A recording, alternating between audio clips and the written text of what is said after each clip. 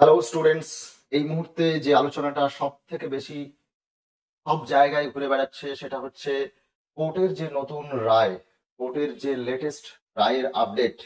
তাতে এসএলএসটি পরীক্ষায় নতুনরা নাকি পুরনোরা তারা অ্যাডভান্টেজ পাবে। এই বর্তমান পরিস্থিতিতে দাঁড়িয়ে এই প্রশ্নটা আমাদেরকে প্রত্যেকে করছে এবং এই প্রশ্নটাকে সামনে রেখে নানান ধরনের বিশ্লেষণ হচ্ছে। আমি আমার মতো করে বিষয়টিকে বোঝার চেষ্টা করেছি এবং আমার মতো করে একটা বিশ্লেষণ আপনাদের কাছে আমি রাখবো।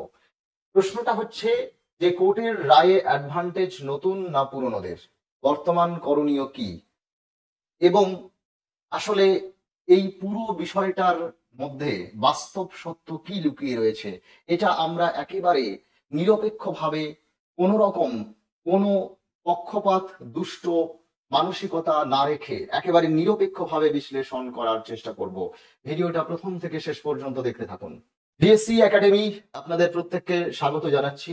এই যে কোর্টের রায়, এই কোর্টের রায়ে পুরনোরা অ্যাডভান্টেজ পেল, নতুনরা কি পিছিয়ে গেল, এই প্রশ্নটা কিন্তু মারাত্মকভাবে আমাদের কাছে ধরা দিয়েছে।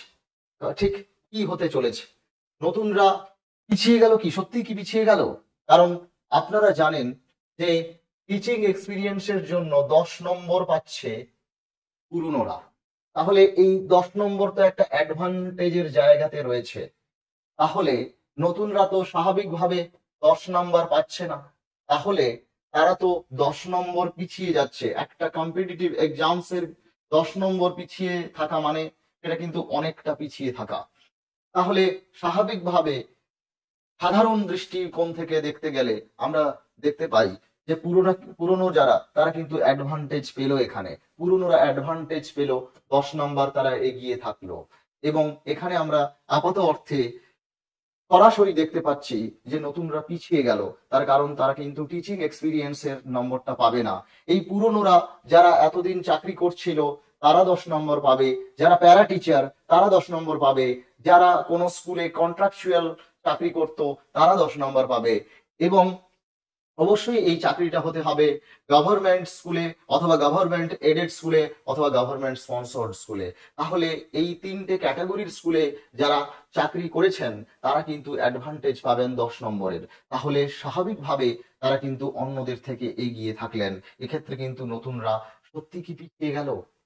আমরা একটু বিশ্লেষণ করে দেখি তো বাস্তবে তাহলে কে এগিয়ে, পুরনোরা নাকি নতুনরা? 10 নম্বর এগিয়ে থাকলো পুরানোরা, তাহলে আবার নতুনরা এগিয়ে থাকলো কিভাবে? হঠাৎ করে এই প্রশ্ন চিহ্নটা কেন এলো? কেন বলছি, বাস্তবটা কি ভেবে দেখুন। যারা পুরনোরা রয়েছেন তারা কিন্তু অনেক দিন পড়াশোনার থেকে তারা কিন্তু অনেকটা দূরে চলে রয়েছেন। তাদের সত্যিই কিন্তু তাদের পারিবারিক চাপ রয়েছে, তাদের দায় দায়িত্ব রয়েছে, তারা অনেক রকমের চাপের মধ্যে রয়েছেন। তারা কিন্তু সেইভাবে যতটা ফ্রেশার্সরা পড়াশোনা করতে পারবে ততটা কিন্তু পড়াশোনা করতে পারবে না। তাদের মস্তিষ্কের যে ধারণ ক্ষমতা, সেই ধারণ ক্ষমতাটাও কিন্তু যারা নতুন তাদের থেকে অনেকটাই কমে গেছে। সুতরাং একটা নতুন ক্যান্ডিডেট, ফ্রেশার্স ক্যান্ডিডেট, তারা পড়াশোনার জন্য যে সময়টা পাবে, তারা পড়াশোনাটাকে যেভাবে মনে রাখতে পারবে, তারা যেহেতু পড়াশোনার চর্চার মধ্যে রয়েছে, তারা যেভাবে 60 নম্বরের পরীক্ষাতে যতটা এগিয়ে থাকবে, এই এক্সপিরিয়েন্সের জন্য 10 নম্বর পুরনোরা পেলেও এই 60 নম্বরের পরীক্ষায় তারা কিন্তু আদতে পিছিয়েই থাকবে। তার কারণ হচ্ছে সেই রকম এফোর্ট এবং সেই রকম সময় কিন্তু নতুনদের মতো পুরনোরা দিতে পারবে না। তাহলে এখানে বাস্তবে অ্যাডভান্টেজ কারা পাচ্ছে? বাস্তবে কিন্তু অ্যাডভান্টেজ পাচ্ছে নতুনরা, যারা পড়াশোনার মধ্যে রয়েছে, যারা রেগুলার চর্চার মধ্যে রয়েছে এবং যারা কোনো রকম কোনো কাজকর্মের সঙ্গে এই মুহূর্তে যুক্ত নেই। তারা কিন্তু সব থেকে এগিয়ে থাকবে, তার কারণ তারা এই 24 ঘন্টাকে সব থেকে বেশি ইউটিলাইজ করতে পারবে।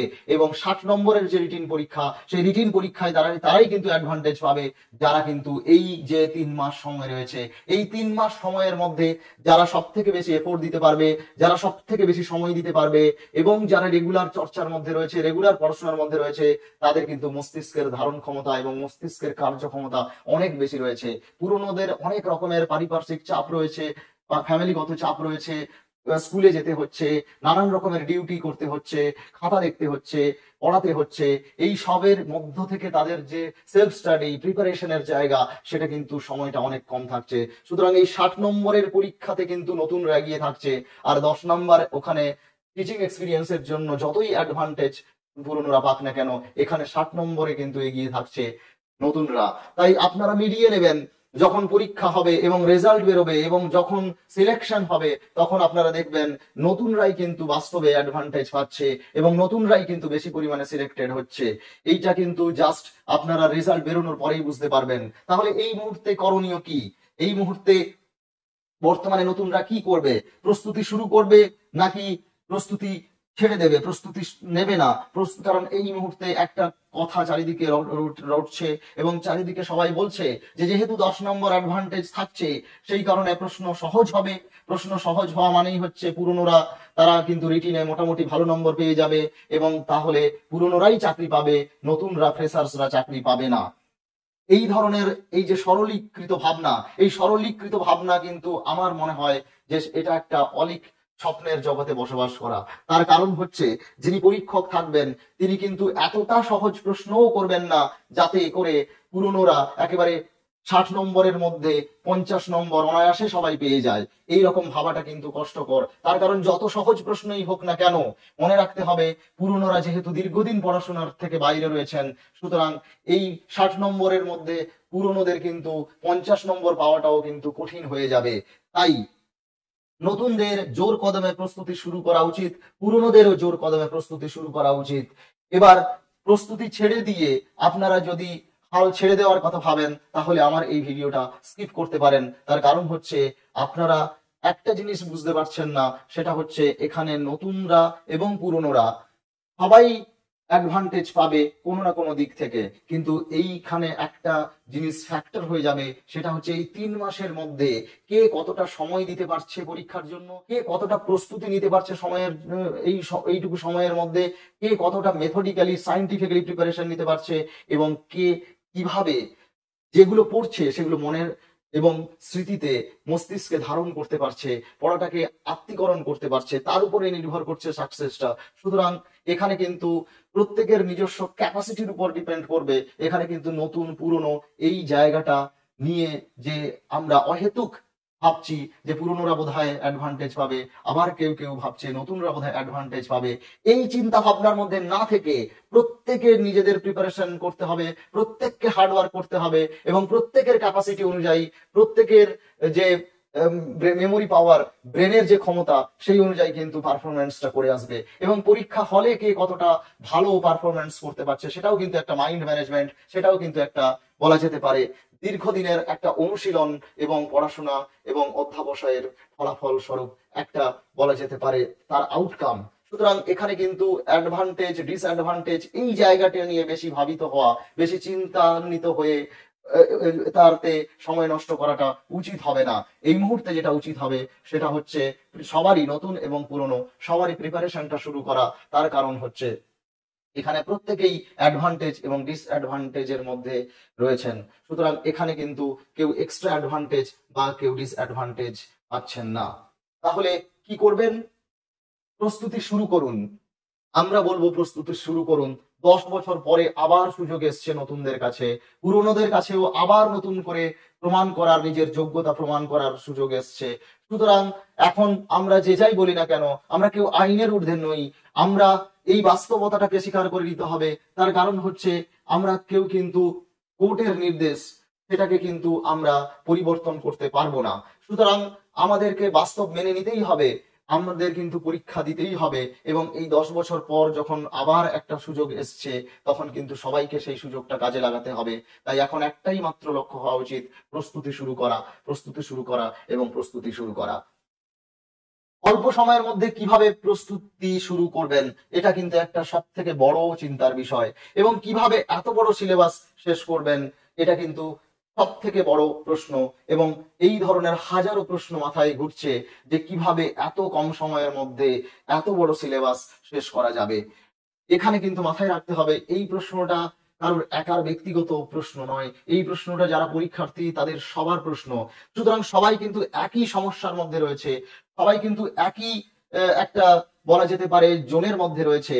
এবার একটা কথা মাথায় রাখতে হবে, এই যে সমস্যা, এই সমস্যার বাস্তবতাটাকে মেনে নিয়ে যে সমস্যাটাকে দূরে সরিয়ে রেখে নিজের প্রিপারেশনটা শুরু করবে এবং মনে করবে যে যেটা নিয়ম সেটা সবার জন্য একই, সুতরাং আমার কাছে যেটা আছে, আমার হাতে যেটা আছে সেটা হচ্ছে প্রস্তুতি নেওয়া, এবং সেই প্রস্তুতিটাই আমি নেব এবং আমার বেস্টটা আমি দিয়ে আসবো, সেটাই বোধহয় বুদ্ধিমানের কাজ। এইরকম একটি মাইন্ডসেট থাকা দরকার এবং এই মাইন্ডসেট নিয়েই এই মুহূর্তে এগিয়ে যাওয়া উচিত। এবং বিভিন্ন ধরনের নেতিবাচক যে খবরগুলো রয়েছে, নেতিবাচক যে সমালোচনামূলক খবরগুলো রয়েছে, সেইগুলোকে আমাদের যতটা সম্ভব দূরে সরিয়ে রাখতে হবে এবং ইতিবাচক মানসিকতা নিয়ে 3 মাসের মধ্যে প্রস্তুতিটা শেষ করতে হবে এবং সিস্টেমেটিক এবং সায়েন্টিফিক মেথডে আমাদের পড়াশোনা করতে হবে, নির্দিষ্ট রুটিন অনুযায়ী পড়াশোনা করতে হবে।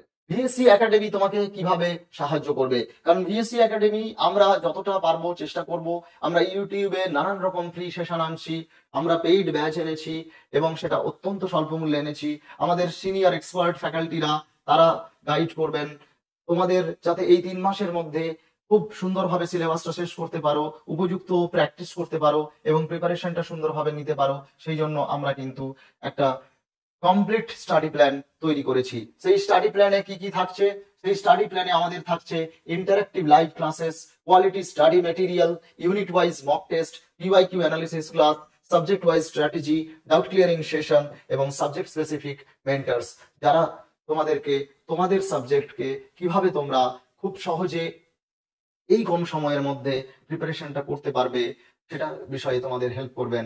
এছাড়া তোমাদের মেন্টাল কাউন্সেলিং এর জন্য থাকবেন আমাদের মধ্যে একজন এক্সপার্ট, যার নাম তোমরা জানো, শ্রদ্ধেয় শ্রী মৃণাল চক্রবর্তী। তোমাদের মেন্টাল টাফনেস ট্রেনিং এর জন্য, তোমাদের যখন যে কোনো সমস্যা হলে আমরা কিছু কিছু স্পেশাল সেশন করব, যে সেশনগুলোর মাধ্যমে তোমরা কিন্তু তোমাদের মাইন্ড ম্যানেজমেন্ট করতে পারবে, তোমাদের ফোকাস, কনসেন্ট্রেশন এবং তোমরা কিভাবে পিক পারফর্মার হয়ে উঠবে সেই জায়গাটাতে তোমাদের মাইন্ড ম্যানেজমেন্ট করার জন্য কিন্তু আমাদের এই কাউন্সেলিং সেশন থাকবে এবং তোমরা যাতে তোমাদের নির্দিষ্ট লক্ষ্যে পৌঁছতে পারো সেই লক্ষ্যে পৌঁছানোর জন্য আমাদের পুরো টিম তোমাদের সাহায্য করবে। সুতরাং তোমরা প্রস্তুতি নাও। এই মুহূর্তে দাঁড়িয়ে নতুন পুরনো কারা অ্যাডভান্টেজ পাচ্ছে এই ধরনের প্রশ্ন এবং বিতর্কের মধ্যে না গিয়ে এইটুকু মাথায় রেখো, আসলে বাস্তবে প্রত্যেকেই কিছু না কিছু অ্যাডভান্টেজ পাবে, প্রত্যেকেই কিছু না কিছু ডিসঅ্যাডভান্টেজের শিকার হবে।